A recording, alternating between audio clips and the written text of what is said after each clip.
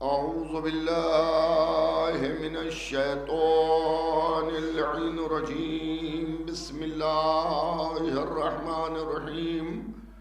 الحمد لله رب العالمين، والصلاة والسلام على أشرف الأنبياء والمرسلين والشفيع المذنبين أبي القاسم محمد وآل بيته الطيبين الطاهرين المعصومين المظلومين من يومنا هذا إلى قيام يوم الدين. أما بعد، فقد قال رسول الله صلی اللہ علیہ وآلہ وسلم: فاطمۃ بضعۃ منی. صلوات بھیجیے گا محمد و آل محمد.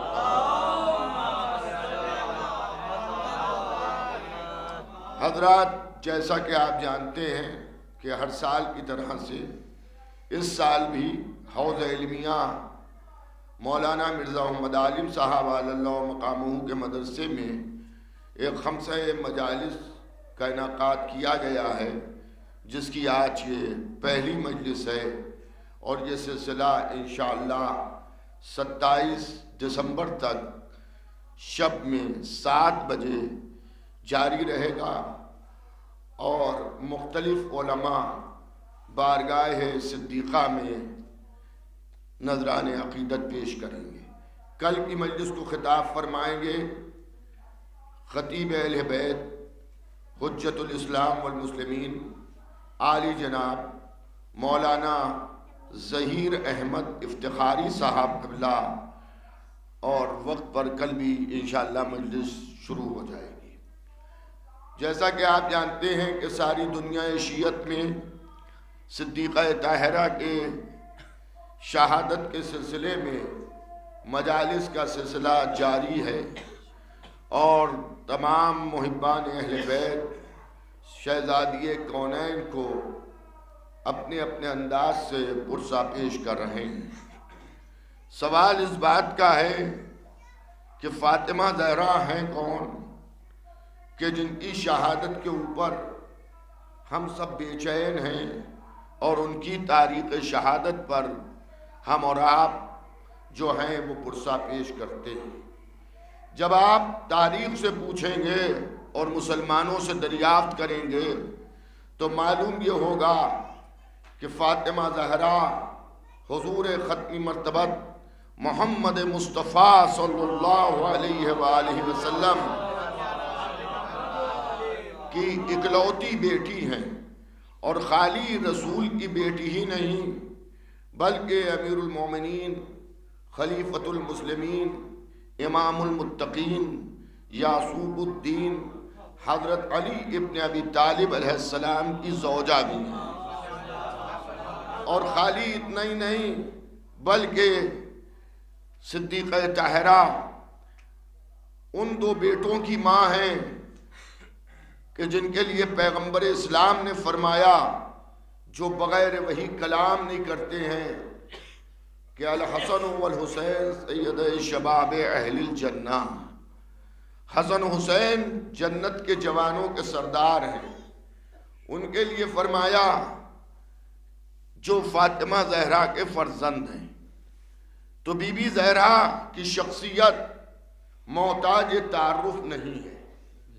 میرا خطاب آج خالی محبان اہل بیت سے نہیں ہے، بلکہ میں دنیا میں پھیلے ہوئے کم از کم اردو اسپیکنگ تمام مسلمانوں سے ایک سوال یہ کرنا چاہتا ہوں کہ رسول کی بیٹی ہیں فاطمہ، رسول کے دل کا ٹکڑا ہے فاطمہ، کار رسالت میں رسول کی شریک ہیں فاطمہ، جن کی عظمت کا عالم یہ ہے کہ جب بزم رسالت میں فاطمہ آ جاتی ہیں تو رسول تعظیم کے لیے کھڑے ہو جاتے ہیں.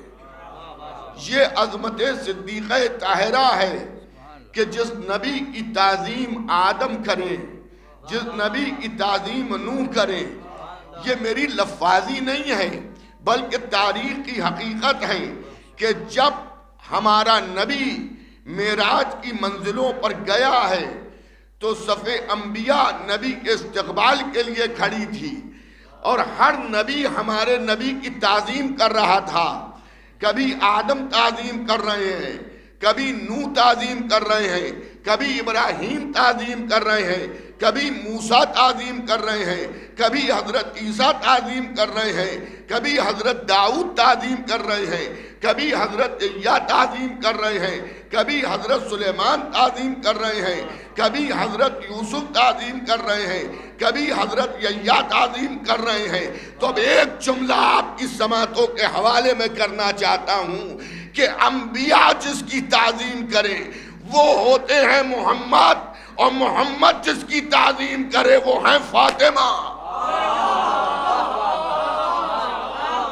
ایک بلندر صلوات بھیج دیجئے محمد و آل محمد پر۔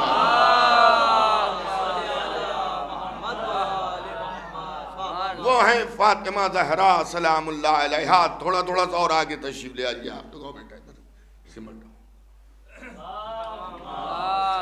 آ جاؤ ادھر۔ ایک اور بلند کر صلوات بھیجیے گا محمد و آل محمد پر۔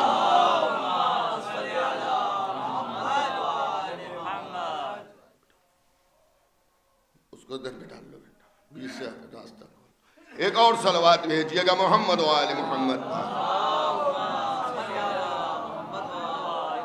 تو عزیزان گرامی، برادران ایمانی، محبان اہل بیت پیغمبر، رسول کی بیٹی ہیں، اور تمام مسلمان ہی ہوئے ہیں رسول کا کلمہ پڑھ کے۔ مسلمان وہی ہے مسلمان جو رسول کا کہا مانے، جو رسول کے کیے پر عمل کرے۔ تو اب میں عالم اسلام سے ایک سوال کرنا چاہتا ہوں، ایک بات پوچھنا چاہتا ہوں کہ رسول کی بیٹی ہے فاطمہ، تو مسلمانوں کا رسول کی بیٹی کے ساتھ سلوک کیسا ہونا چاہیے؟ کیسا سلوک رسول کی بیٹی کے ساتھ ہونا چاہیے؟ ایک عالم کی اولاد کے ساتھ، ایک خطیب کی اولاد کے ساتھ، ایک مسجد کے پیش امام کی اولاد کے ساتھ، ایک حافظ قرآن کی اولاد کے ساتھ، ایک نعت پڑھنے والے شاعر کی اولاد کے ساتھ مسلمانوں کا کیا سلوک ہے؟ کیا یہ میرے عالم کے بیٹے ہیں، یہ حافظ جی کے بیٹے ہیں، یہ فلاں شاعر کے بیٹے ہیں؟ تو عزیزان گرامی، جب ایک عالم کی اولاد کا جو ہے وہ عالم کی وجہ سے احترام کیا جا رہا ہے، تو میں عالم اسلام سے یہ پوچھنا چاہتا ہوں کہ جب ایک عالم کے بیٹے کا احترام آپ کر رہے ہیں تو نبی کے بیٹی کا احترام کیوں نہ کیا؟ تشریف لے ایک اور صلوات بھیج دیجئے محمد و آل محمد پر۔ حضرات صلوات جب بھی بھیجیے بآواز بلند بھیجیے محمد۔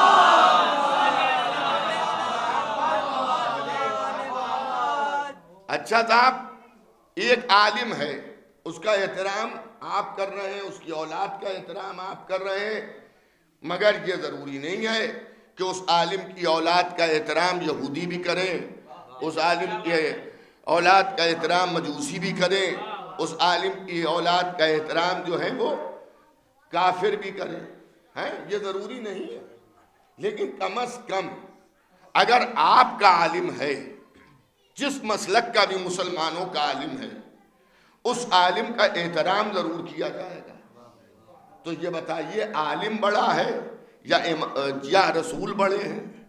تو ہر کہے گا کہ عالم کا احترام اسی لیے ہے کہ وہ حکم رسول کے مطابق ہمیں شریعت بتاتا ہے، ہمیں قرآن پڑھاتا ہے، ہمیں مسائل دینیہ کی طرف متوجہ کرتا ہے، ہمارے مسائل کو حل کرتا ہے جو مذہبی مسائل ہیں۔ تو عزیزان گرامی، میں ایک بات پوچھنا چاہتا ہوں عالم اسلام سے کہ رسول اسلام جب سب سے بڑے ہیں تو رسول کی بیٹی کے اگر کوئی فضیلت یا فضائل نہ بھی ہوتے، یوں تو فاطمہ اگر رسول کی بیٹی نہ بھی ہوتی تب بھی لائق احترام اس لیے تھی کہ فضیلتیں فاطمہ کا صدقہ اتر رہی ہیں، فضیلتیں فاطمہ کا چکر کاٹ رہی ہیں۔ جس طرح سے علی کو فضیلتوں کی تمنا نہیں تھی، اسی طرح سے فاطمہ کو بھی فضیلتوں کی تمنا نہیں ہے، لیکن اس سب کے باوجود بھی فاطمہ زہرا جہاں فضیلتوں کا محور ہے، وہیں رسول کی بیٹی بھی ہے۔ میں تمام مسلمانوں سے دیکھیے، ایک بات میں اکثر اپنی مجلسوں میں عرض کرتا ہوں کہ ایمان کو سستا نہ سمجھیے۔ اگر آپ آج کل مٹر کی پھلی کا زمانہ ہے، جب خریدنے آپ جاتے ہیں تو آنکھیں بند کر کے نہیں خریدتے ہیں، آپ دیکھتے ہیں کہ مٹر میں دانے ہیں یا نہیں ہیں، بالا کھائی تو نہیں ہے، دبی بھی تو نہیں ہے، پرانی سوکھی بھی تو نہیں ہے۔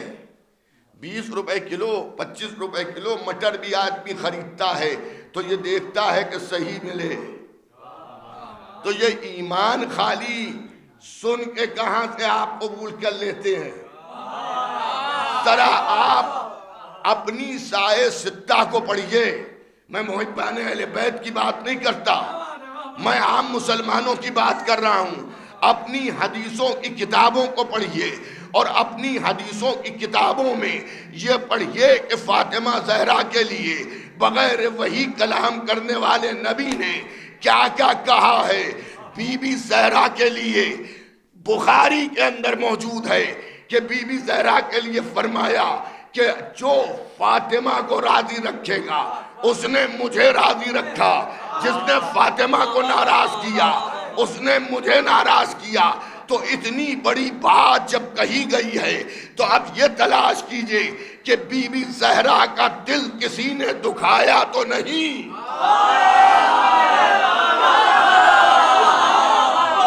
فاطمہ زہرا کا دل کسی نے دکھایا تو نہیں۔ عزیزان گرامی، اب جب ہم نے بی بی زہرا کی زندگی کو دیکھا تو بی بی زہرا نے عمر پائی 18 سال۔ 18 سال کی عمر کوئی بہت بڑی عمر نہیں ہے۔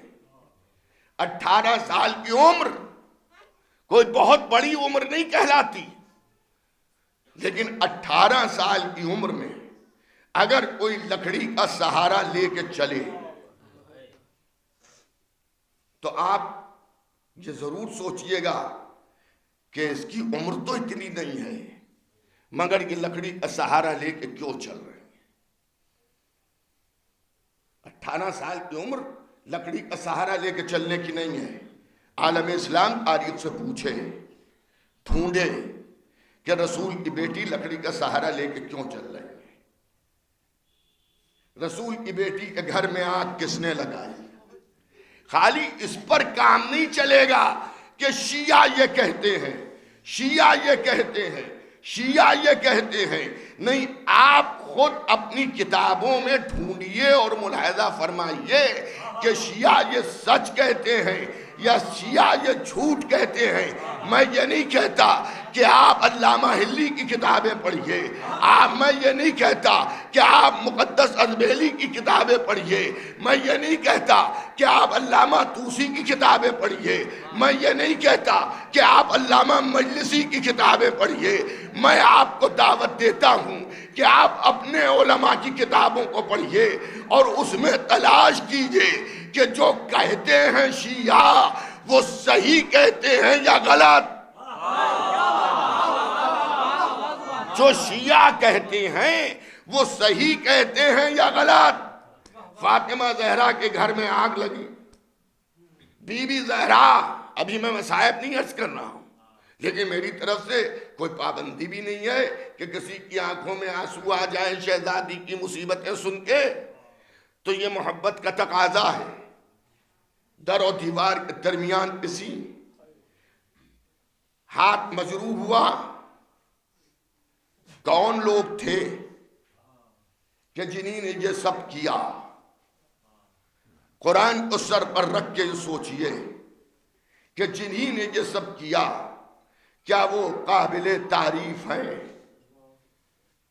کیا وہ ایسے ہیں کہ جن کی تعریف کی جائے، جن کی مدح کی جائے، جنہیں مانا جائے؟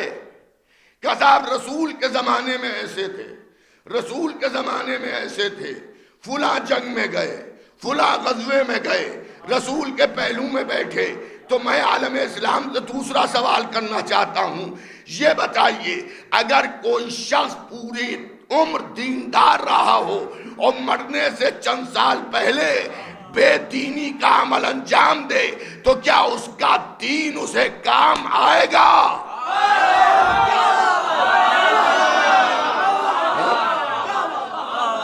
اگر آپ کہتے ہیں کہ آپ وہ ایسے تھے، وہ ویسے تھے، نہیں، یہ دیکھیے کہ مرنے کے پہلے کیسے تھے۔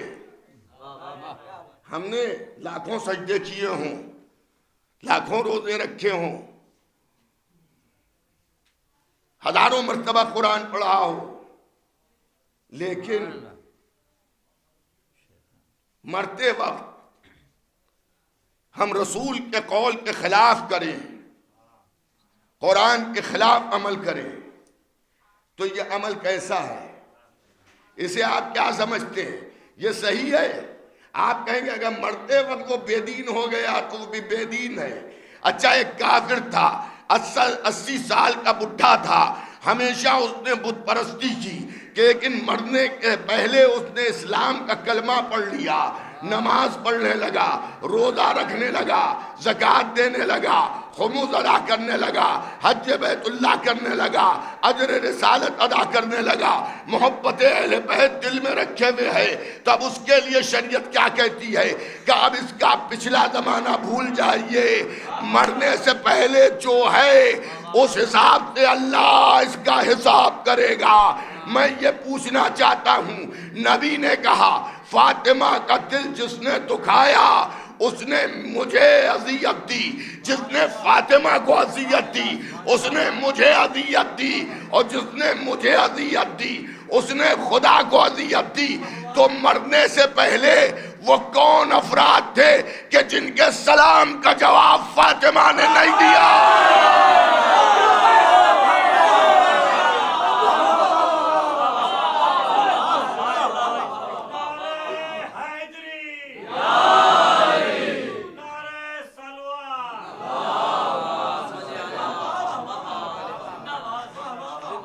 وہ کون افراد تھے؟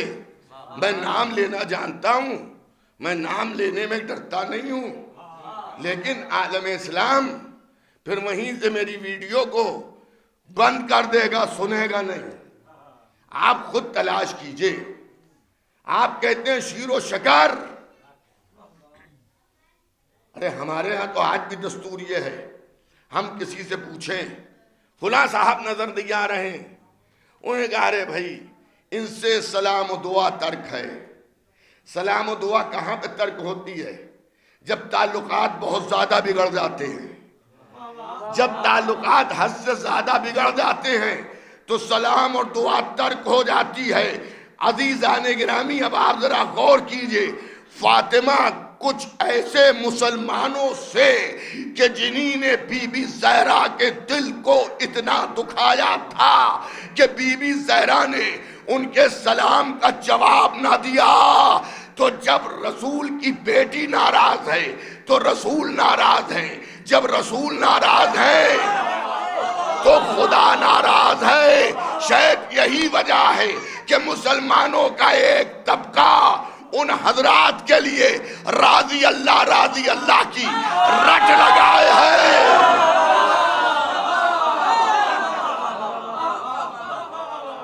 راضی اللہ کی رٹ لگائے ہے،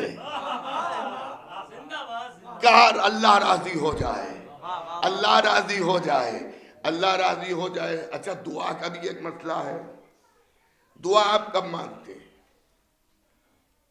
آپ کا خدا نہ کرے گھر میں کوئی بیمار ہوا، آپ نے کہا مولانا دعا کرا دیجئے، میں نے دعا کرا دی، مومنین نے آمین کہی، ہفتہ 10 دن 15 دن مہینے بھر کے بعد پھر کسی مجلس میں وہ ملے، میں نے کہا پھر دعا کرا دوں؟ کہا مولانا اللہ کا شکر الحمدللہ آپ نے دعا کرائی تھی، مومنین نے آمین کہا تھا، اب وہ ماشاءاللہ صحت مند ہے، اب وہ ٹھیک ہیں. دعا کب ہوتی ہے؟ کہ جب آدمی پریشانی میں ہو. اور کب تک ہوتی ہے؟ جب تک کہ وہ پریشانی ٹل نہ جائے. میں کیا عرض کر رہا ہوں؟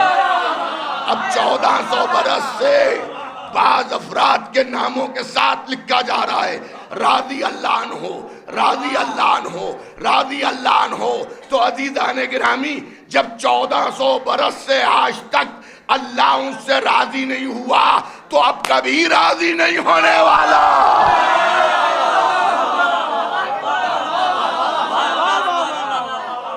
ایک اور صلوات بھیج.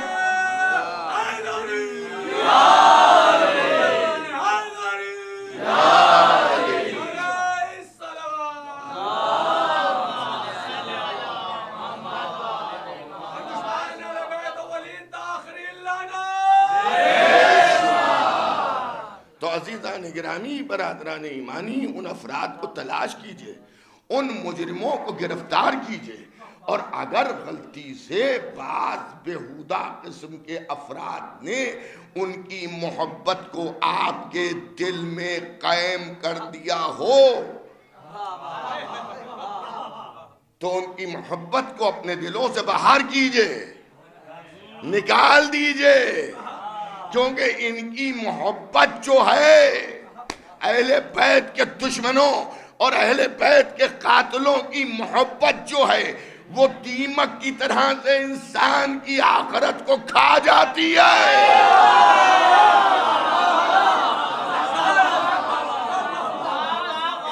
ایک اور صلوات بھیجئے گا محمد و آل محمد.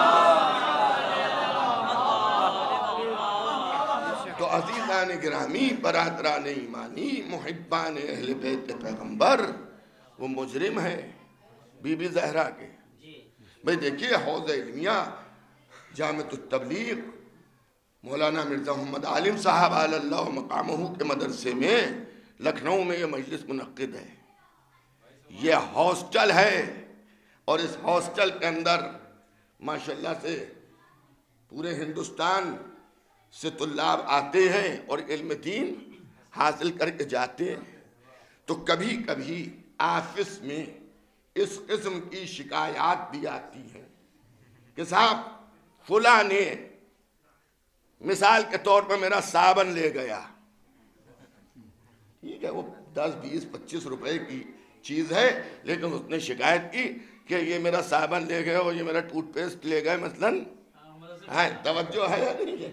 اب جو یہ شکایت انہی نے کی تو جو بھی انتظامیہ ہے اس نے اس کے اوپر غور کیا اور جس کو جو نامزد تھا اسے بلایا گیا.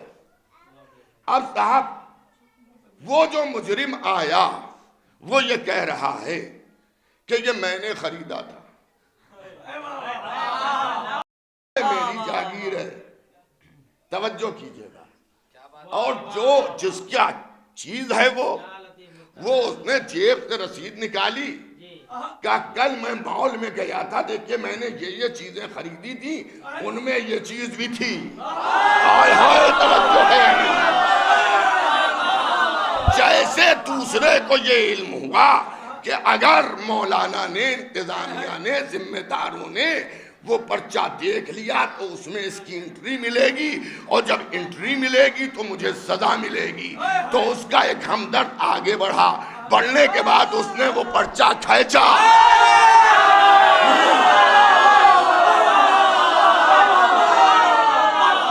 اور کھینچ کے اس پرچے کو پھاڑ ڈالا. تو اب جتنا بھی نرم ذمہ دار ہو آنکھوں میں خون اتر آئے گا کہ بھئی ایک ثبوت تم نے مٹایا، ثبوت مٹایا. اچھا، یہ تو مدرسے کی بات ہے.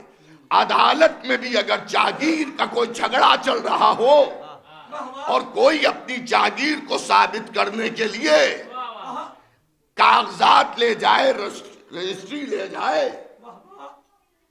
ہبہ نامہ لے جائے اور جج کے سامنے وہ پیش کرنے والا ہو، اتنی دیر میں مخالف اسے پھاڑ ڈالے. آپ کسی وکیل سے پوچھ لیجئے گا. تو یہ خالی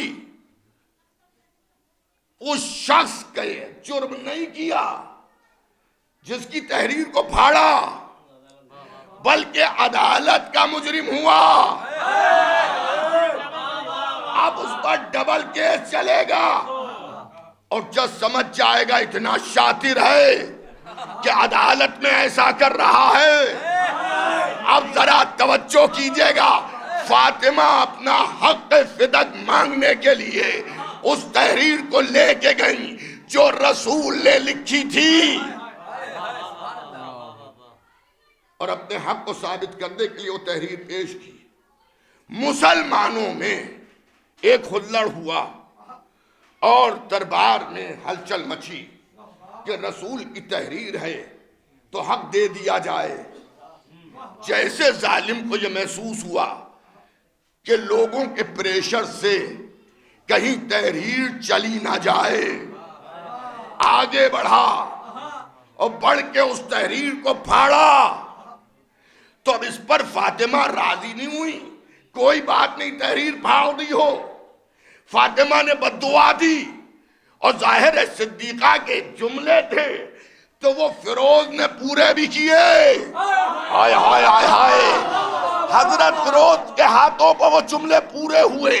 جیسے تحریر کو پھاڑا گیا، فاطمہ نے ارشاد فرمایا جیسے تو نے یہ تحریر پھاڑی ہے، اللہ اسی طرح سے تیرا پیٹ پھاڑے گا۔ ایک اور صلوات بھیجئے گا محمد و آل محمد۔ نہیں، اس سے بہتر صلوات بھیجئے محمد و آل۔ تو آپ سمجھ رہے ہیں نا؟ تو عزیزان گرامی، برادران ایمانی، بی بی زہرا وفات پیغمبر اسلام کے بعد دنیا نے جن لوگوں کو اپنا خلیفہ مانا تھا، انہوں نے شہزادی زہرا کے ساتھ سلوک اچھا نہیں کیا، اور انہوں نے شہزادی کو رلایا اور شہزادی کے حق کو غصب کیا۔ ادھر دیکھیے، جب عدالت میں معاملہ جاتا ہے تو بحث بھی ہوتی ہے، جرا بھی ہوتی ہے، اور اگر خود جج صاحب ہی غضب کیے بیٹھے ہوں، حاکمی غضب کیے بیٹھا ہو، لیکن بی بی زہرا نے ایک حجت تمام کی کہ تاکہ ایک نمونہ عمل دیا کہ اگر تمہاری کوئی چیز غضب کی جائے تو تمہیں احتجاج کا حق ہے، وہ ملے یا نہ ملے، تمہیں احتجاج کا حق ہے۔ اب صاحب وہاں مطالبہ ہوا، بی بی زہرا نے مطالبہ کیا، ادھر سے انہوں نے یہ کہا کہ میں نے آپ کے بابا سے یہ سنا ہے کہ انہی نے فرمایا ہے کہ ہم گروہ انبیاء، دیکھیں چور پکڑا ضرور جاتا ہے، یہ نہیں کہا کہ میں، بلکہ ان کے منہ سے یہ نکلا کہ ہم گروہ انبیاء، اس میں سب انبیاء آ گئے، ہم گروہ انبیاء نہ وارث بنتے ہیں نہ وارث بناتے ہیں۔ اب ہونا تو یہ چاہیے تھا کہ اتنی بڑی جاگیر فدق کے اوپر انہوں نے مطالبہ گواہوں کا کیا تھا، تو فاطمہ زہرا بھی کہتی اس حدیث کو کس نے سنا ہے، مسجد بھری بھی تھی، لیکن اس حدیث کو کسی نے نہیں سنا تھا، وہ حدیث صرف انہی نے سنی تھی، سمجھ گیا، صرف انہی نے سنی تھی اور کوئی کسی نے نہیں سنی تھی۔ تو اس کے اوپر شہزادی نے بحث نہیں کی، بلکہ شہزادی نے قرآن کی آیت سنائی۔ کیا؟ قرآن کی آیت پڑھی۔ قرآن کی آیت جب شہزادی نے پڑھی تو قرآن کی آیت کا بھی انتخاب ایسا کیا، ظاہر ہے جس کے گھر کی کنیزیں قرآن سے گفتگو کر رہی ہوں، اس بیوی نے بولتی ہوئی آیت پڑھی جس میں جناب سلیمان اور جناب داؤد کے ورثے کا تذکرہ تھا۔ قرآن کی آیت پڑھی اور اس کے سامنے پڑھی، اس گروہ کے سامنے پڑھی جو نبی کے سامنے کہہ رہا تھا کہ ہمیں اللہ کی کتاب کافی ہے. اس نے آیت کے جواب میں وہی جھوٹی حدیث پڑھی کہ ہم گروہ انبیاء نہ وارث بنتے ہیں نہ وارث بناتے ہیں. اس کا مطلب یہ ہے کہ اس کی سمجھ میں آیت نہیں آئی، اس نے آیت کا انکار کیا. شہزادی ہم آپ کی حکیمانہ گفتگو سے سمجھ گئے کہ آپ کچھ بولی تو نہیں، قرآن پڑھتی رہی اور وہ حدیث سناتا رہا. اب ہماری سمجھ میں یہ آ گیا کہ اگر وہ قرآن کی آیت کو مان لیتا تو پھر حدیث نہ سناتا. وہ کہتا اللہ کا کلام رسول اللہ کے کلام سے بڑا ہے، ہم اللہ کے حکم پر عمل کریں گے. اس نے قرآن کی آیت کو کیا ہوا؟ نہیں مانا. اب آپ بتائیے 2 بٹن کھول کے، میں اپنے فرقے کے لیے نہیں کہتا، وہ تو سب ان چیزوں کو مانتے ہیں، جھانک کے دیکھیے جو قرآن کی ایک آیت کی مخالفت کر دے، جبکہ بعض علماء لکھا ہے 36 آیتیں بی بی نے پڑھی، تو اگر ایک حرف کی مخالفت کوئی کر دے، الف لام میم میں سے اگر ایک میم بھی ہٹا دے اور کہ ہم اسے قرآن کا حرف نہیں مانتے ہیں، تو اس کا ایمان رخصت ہے. جو پوری ایک آیت کو نہ مانے وہ مسلمان نہیں ہو سکتا. اچھا یہ میری گفتگو نہیں ہے، یہ شہزادی کا معاملہ ہے. شہزادی آپ کے بابا نے جو کہا وہ کیا. آپ نے یہ تو ہمیں بتا دیا کہ یہ قرآن نہیں مانتا تو یہ کافر ہے. اب ذرا عملی طور پر کر کے بھی دکھائیے، عملی طور پہ بھی بتائیے کہ جس نے قرآن کی آیت کا انکار کیا تھا وہ مسلمان نہیں تھا. بھائی پوری توجہ، جہاں تک لوگ بیٹھے ہیں پوری توجہ سے سنیے گا. جو قرآن کی آیت کا انکار کرے وہ کافر ہے. دربار خلافت میں نبی کی بیٹی نے اشارے میں بتا دیا، ہم اور آپ سمجھ گئے. سیدہ عملی طور پہ دکھائیے کہ جسے دربار میں کافر کہا تھا وہ کافر ہے یا نہیں ہے. فاطمہ کہیں گی مرنے سے پہلے بتا دوں گی. آپ کیا سن رہے ہیں؟ مرنے سے پہلے بتا دوں گی. جب یہ مجھے سلام کرے گا میں سلام کا جواب نہ دے گا.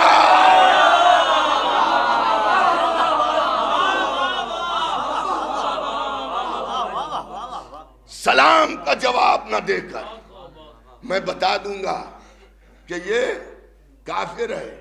اگر مسلمان ہوتا تو میں اس کے سلام کا جواب دے دیتی. فاطمہ زہرا نے سلام کا جواب نہیں دیا. دیکھیے ابھی مدرسے کے طالب علم حضرات اشعار پڑھ رہے تھے. کسی بچے نے ایک شعر پڑھا تھا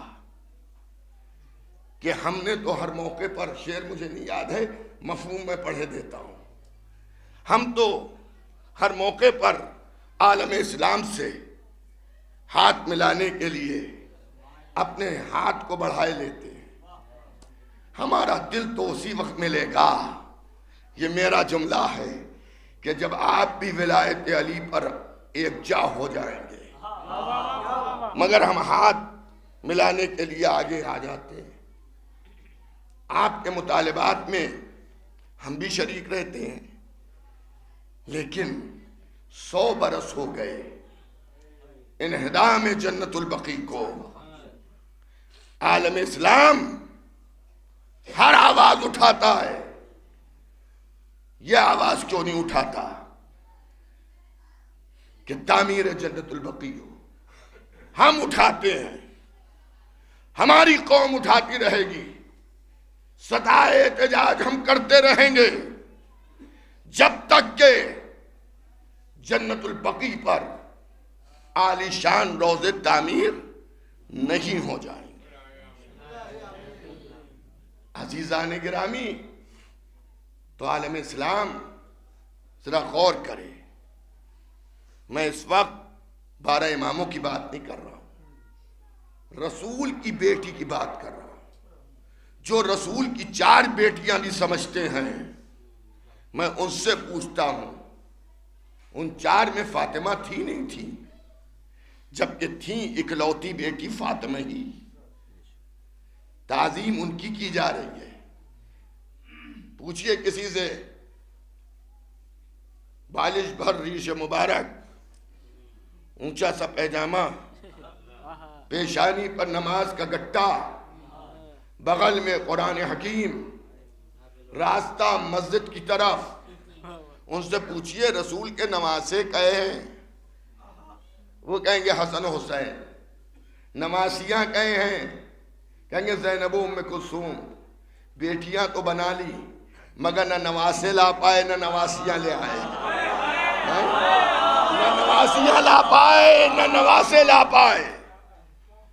علی کون ہے؟ داماد رسول ہیں۔ چادر تطہیر کے نیچے کتنی بیٹیاں تھیں؟ میدان مبائلہ میں کتنی بیٹیاں تھیں؟ میدان احد میں رسول کے زخم کو کس بیٹی نے دھلایا؟ کس بیٹی نے رسول کی وفات پر مرثیہ پڑھا؟ ایک ہی نام آتا جائے گا، فاطمہ فاطمہ فاطمہ فاطمہ فاطمہ۔ بیٹیاں تو 4 لکھ دی مگر کہیں نظر نہیں آ رہی ہیں۔ اما ہر موقع پر نادارت ہیں تینوں بیٹیاں۔ تو میں یہ پوچھنا چاہتا ہوں کہ جب حق میراث بٹ رہا تھا تو وہاں پہ کہاں تھی؟ وہ بھی تو کھڑی ہو کے کہتی میرے باپ کا حق ہے، ہم بھی حقدار ہیں۔ اگر بیٹی مر گئی تھی تو داماد آتے، نواسے آتے۔ ایک صلوات بھیجئے گا محمد و آل محمد، بلند تر صلوات بھیجئے محمد و آل محمد۔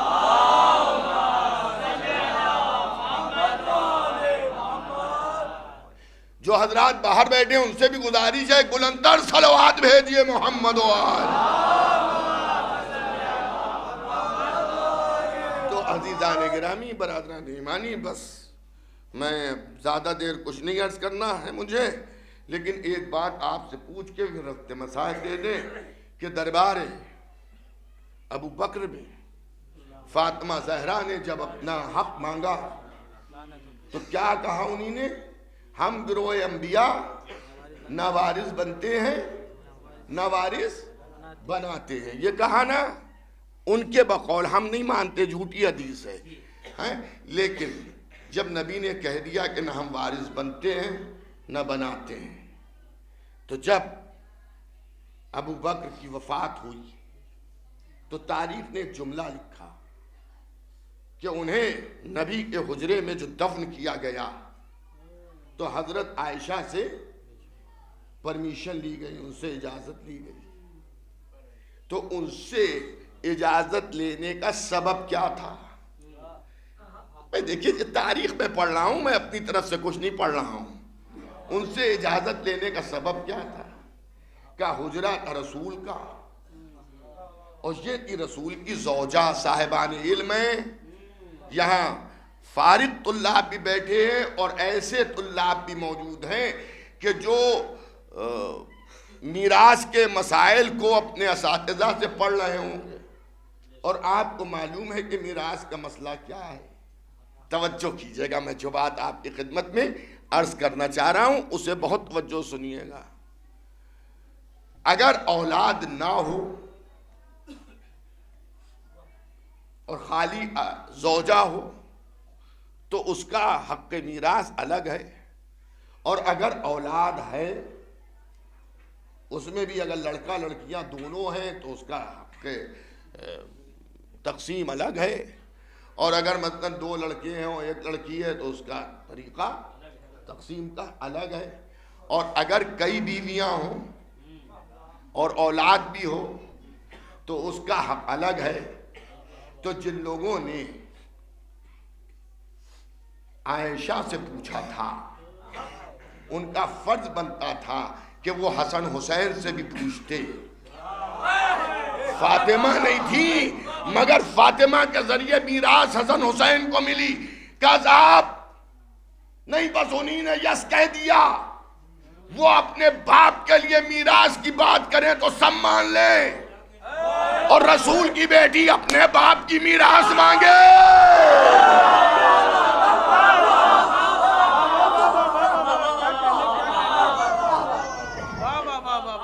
اب میں آپ سے ایک مسئلہ اور پوچھنا چاہتا ہوں، صاحبان علم تشریف فرما ہے، ایسے یہاں پہ طلاب بھی بیٹھے ہوئے ہیں کہ جو ماشاءاللہ مساجد پہ خدمت انجام دے رہے ہیں، ان کے پیچھے لوگ نماز پڑھتے ہیں، ان کے ہاتھ چومتے ہیں۔ ظاہر ایک عرصہ دراز سے حوض علمیہ جامع تبلیغ خدمت انجام دے رہا ہے، تقریباً 50 سال ہو گئے ہیں اس کے قائم ہوئے کو، اور اگر یوں دیکھا جائے تو سرکار فخر العلماء نے نجف اشرف میں سن 57 میں ادارہ عالیہ تبلیغ و ارشاد کی بنیاد ڈالی تھی، اور اس میں تعلیم کا اور تربیت کا شعبہ تھا کہ جس سے حوض علمیہ چل رہا ہے۔ حوض علمیہ چل رہا ہے، توجہ کیجئے گا۔ تو ماشاءاللہ پوری دنیا میں حوض علمیہ جامع تبلیغ کے افاضل خدمت دین کر رہے ہیں، اور اس وقت موجودہ حالات میں ایران اور عراق میں ایک بڑی تعداد میں حوض علمیہ کے افراد موجود ہیں جامع تبلیغ کے، اور ایسے بھی ہیں طالب علم الحمدللہ جو برسوں سے درس خارج میں بیٹھ رہے ہیں۔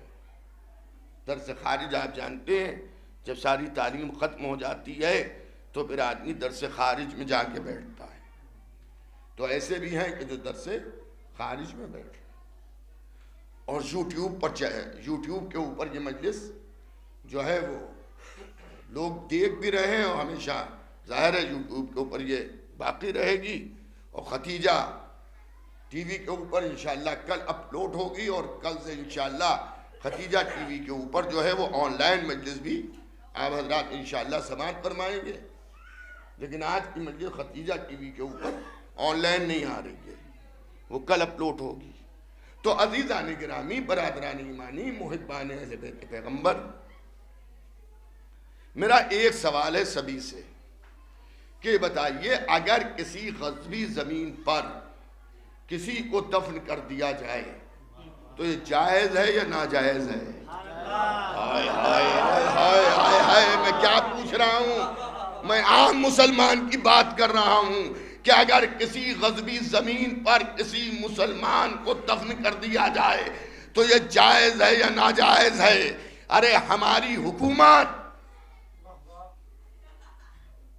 باہر والے اسے دوسری نظر سے دیکھتے ہیں، لیکن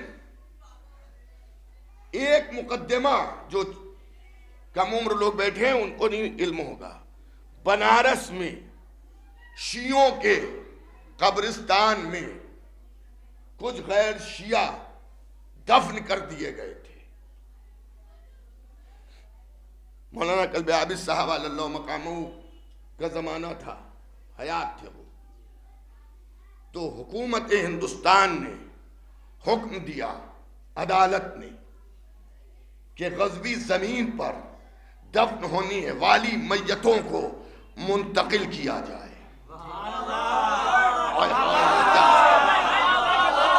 منتقل کیا جائے۔ پھر اس وقت جو ہماری لیڈرشپ تھی اس نے کچھ حالات پر نظر ڈالی، انہوں نے کہا چلیے یہ ثابت ہو گیا کہ غصبی زمین پر دفن ہوئے ہیں، ہم اتنی رعایت کریں گے، دفن رہنے دیجئے، ٹرانسفر نہ کیجئے۔ جو میری عمر کے لوگ ہیں یا مجھ سے بڑے ہیں ان کو یہ سب یاد ہوگا، ٹرانسفر نہ کیجئے۔ اور بات پھر مگر یہ ثابت ہو گیا کہ قبرستان شیعوں کا تھا، دوسرے جو دفن ہوئے وہ غصبی زمین پہ دفن ہوئے۔ توجہ رکھیے گا عزیزان گرامی، اب میں آپ کو ایک حدیث سناؤں جس میں چھٹے امام صادق آل محمد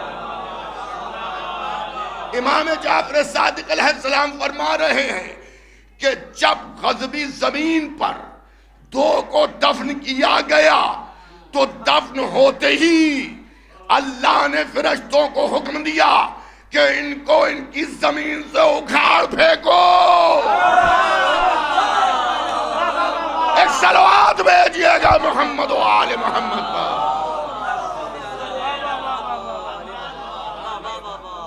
اگر یہ کہا جائے میں اس موضوع کو پڑھنا چھوڑ دوں گا، اگر کسی نے کسی کتاب میں دیکھا ہے تو کتاب کا فوٹو کھینچ کر یہ جو واٹس ایپ چینل کے اوپر مجلس آ رہی ہے اس کے کمنٹ باکس میں ڈال دیں، اور جن کا چینل ہے ان سے میری گزارش ہے سلمان صاحب سے کہ وہ مجھے خبر دیں.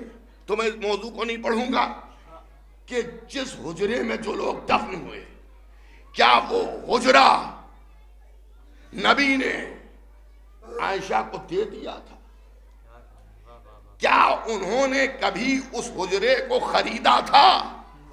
ہائے ہائے، ارے بخاری کی روایت ہے کہ جنہی نے خود یہ فرمایا کہ فتح خیبر سے پہلے ہم نے کبھی پیٹ بھر کے کھجوریں نہیں کھائی.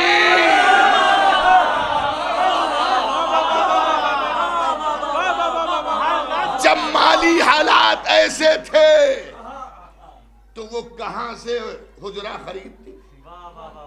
تو رسول کا حجرہ تھا، بی بی فاطمہ کا حق تھا. ازواج میں اگر حق دیا جائے تو ایک زوجہ نہیں تھی، کئی ازواج تھی، ان میں اس حق کو تقسیم کیا جائے تو ایک بالش بھر کی جگہ بھی نہیں ملے گی. بالش بھر کی جگہ میں یہ 7 فٹ دفن کیسے ہو گئے؟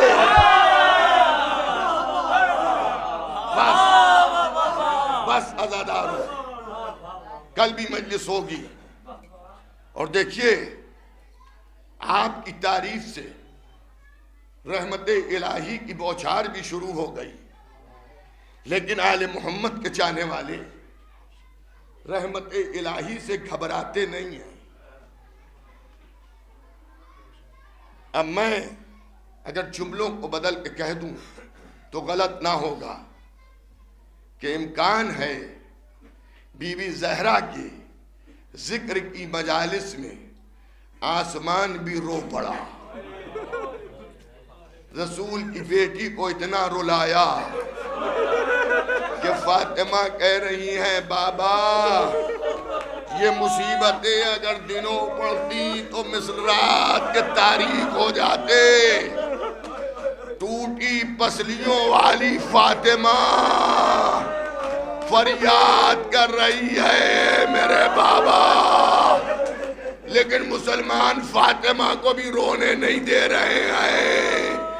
علی نے ایک حجرہ بنا دیا جس کا نام بیت الحزن ہے.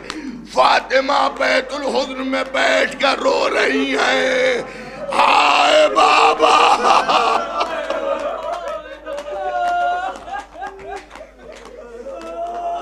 جزاک اللہ جزاک اللہ. مال مجلس یہی مصائب ہیں، حاصل مجلس یہی بکا بر اہل بیت ہے. اے عزادارو، اے بی بی زہرا پر آنسو بہانے والوں، میں ہاتھوں کو جوڑ کے سیدہ کی بارگاہ میں کہوں گا شہزادی آپ کے لیے ایک حجرہ بنایا گیا، ارے جس میں جا کے آپ اپنے بابا پر رو رہی ہیں. اس حجرے میں کوئی تماچے نہیں مار رہا ہے، کوئی تازیانے نہیں لگا رہا ہے. ہائے 4 سال کی بیٹی، ہائے سکینہ، ہائے یتیمہ. ارے جب گئے بابا کبھی تماچے مارے جائیں، کبھی تازیانے. جزاک اللہ جزاک اللہ. آپ مصائب ہو رہے ہیں، اللہ آپ کی آوازوں پر نزول رحمت. پروردگار آپ کو کوئی غم نہ دے سوائے غم اہل بیت کے. اے عزاداروں، دن میں علی بیت الحزن میں جا کے بٹھال دیتے تھے. دن بھر فاطمہ اپنے بابا کو روتی تھی. اللہ اللہ. عزاداروں، رات میں علی گھر لاتے تھے. اب بھی فاطمہ زہرا کی بے چینی اضطراب کا عالم یہ ہے کہ اگر اذان کی آواز کو سن رہی ہیں اس میں محمد رسول اللہ کی آواز آ رہی ہے تو باپ کا نام سن کے فاطمہ رو رہی ہیں. اللہ اللہ میں کہوں گا شہزادی باپ کا نام سن کے رو رہی تھی. ارے ایک بیٹی تو اپنے بابا کا کٹا سر دیکھ رہی ہے لیکن جب روتی ہے تماچے کھا رہی ہے. بس عزاداروں، ابھی اس خمسے کی 4 مجلسیں باقی ہیں. عزیزان گرامی، آپ دوسرے علماء سے، ذاکرین سے بی بی زہرا کی مصیبتیں سن لیجئے گا. اے عزاداروں، شہزادی میں صرف ایک بات عرض کروں گا. دیکھیے، اگر ہڈی میں چوٹ آ جائے تب بھی بڑی اذیت ہوتی ہے اور اگر ہڈی ٹوٹ جائے تو بہت اذیت ہوتی ہے. راتوں کی نیند اڑ جاتی ہے. لیکن اگر پسلی ٹوٹ جائے تو جب پسلی اساس سے اٹھتی ہے اور بیٹھتی ہے مریض تڑپ کے رہ جاتا ہے. ہائے میری شہزادی، دہنی طرف کی پسلیاں ٹوٹ کے بائیں طرف چلی گئی. جزاک اللہ، جزاک اللہ. آپ کی آوازیں بلند ہیں، روتے رہیے، قرصہ دیتے رہیے، ماتم کرتے رہیے. اے عزاداروں، خالی پسلیاں ہی نہیں ٹوٹی، دروازے میں ایک کیل ٹھکی تھی. جب دروازے کو ڈھکیلا گیا جسم فاطمہ میں کیل اتر گئی. ارے اب فاطمہ در و دیوار کے درمیان، اور ایک روایت ہے کہ فاطمہ زمین پر گری، دروازہ فاطمہ پر گرا. ارے نام نہاد مسلمان اسی دروازے پر سوار ہو گئے. علی کے گلے میں رسی ہے، فاطمہ فریاد کر رہی ہے، حسنین رو رہے ہیں. ارے فاطمہ آپ دروازے کے پیچھے تھی. ہائے کربلا کا حسین، لاشا بے گور و کفن، ادھر کے گھوڑے ادھر، پسلیاں ٹوٹ رہی ہیں، جسم منتشر ہو رہا ہے، ماں رو رہی ہے. ہائے میرا حسین، ہائے میرا حسین.